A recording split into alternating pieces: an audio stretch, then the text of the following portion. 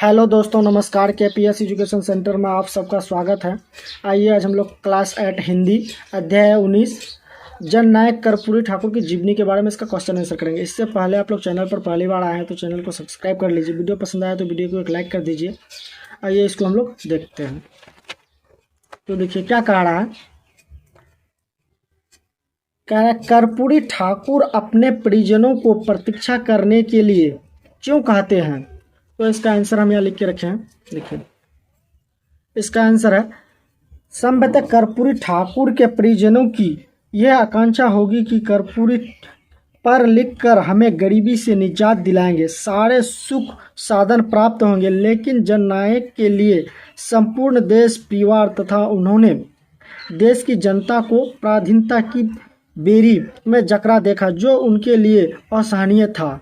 इसीलिए उन्होंने अपने अल्फाज में कहा था, जब तक देश के प्रत्येक निवासी को सम्मानजनक और सुविधा सम्मान स्वाधीन जीवन यापन का अवसर नहीं मिलेगा, तब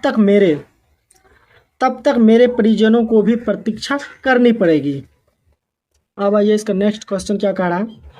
कह रहा है मैट्रिक के बाद उच्च शिक्षा के लिए उन्होंने कहाँ और किस प्रकार जाना पड़ता था।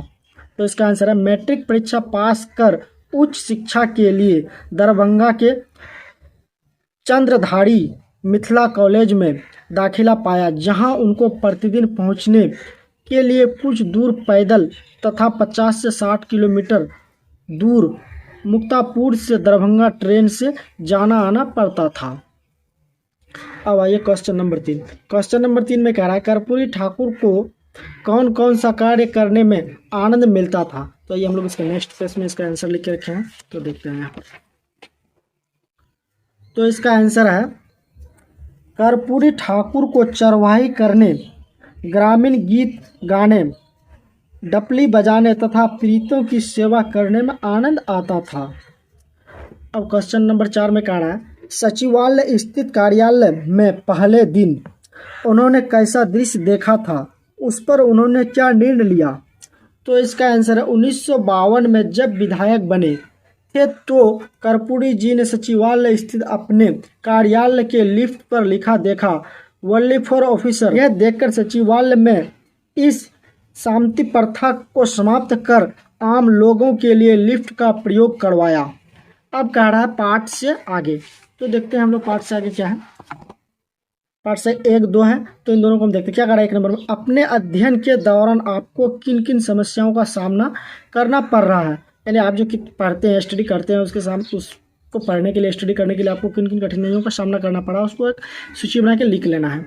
अब कह रहा है नंबर 2 में, आपको दिन भर में बहुत सारे काम करने पड़ते हैं तथा कॉमिक्स पढ़ना, खेलना, छोटे भाइयों की देखरेख करना, खाना बनाने में सहयोग करना, परीक्षा की तैयारी करना, सोना आदि। आप किन कार्यों पर कितना समय देंगे और क्यों, इसके बारे में भी आप लोग अपने से लिख लेना है। तो आइए अब कह रहा है व्याकरण। कह रहा है अनेक शब्दों के बदले एक शब्द।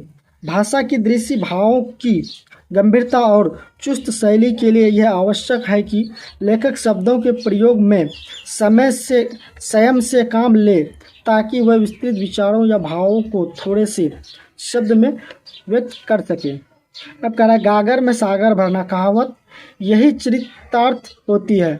विस्तृत विचारों या भावों को थोड़े शब्दों में अनेक शब्दों के बदले एक शब्द की जानकारी से विस्तृत की जा सकती है, जैसे जो दिनों के बंधु हो, दिन बंधु।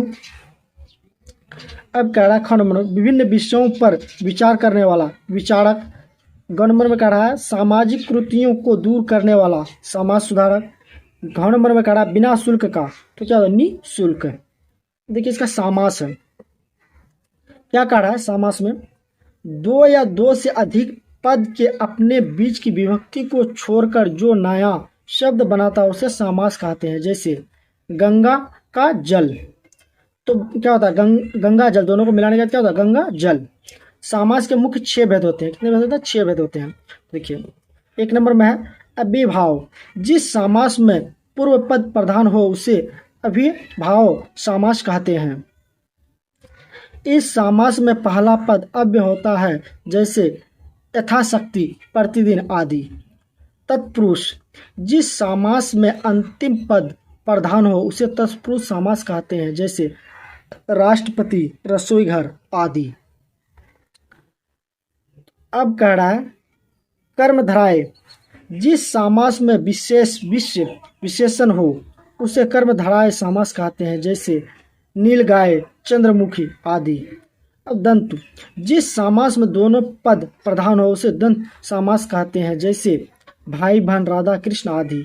अब 5 नंबर में कह रहा है दिगु, जिस समास में पूर्व पद संख्यावाचक हो उसे दिगु समास कहते हैं, जैसे पंचवटी, त्रिभुज आदि।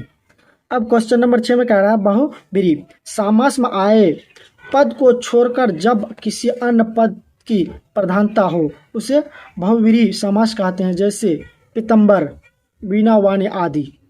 ठीक है, तो आई होप आप लोगों को अच्छी तरह से समझ में आया होगा। चैनल पर पहली बार आए हैं तो चैनल को सब्सक्राइब कर लीजिए, वीडियो पसंद आया तो वीडियो को लाइक कर दीजिए। Thanks for watching this video.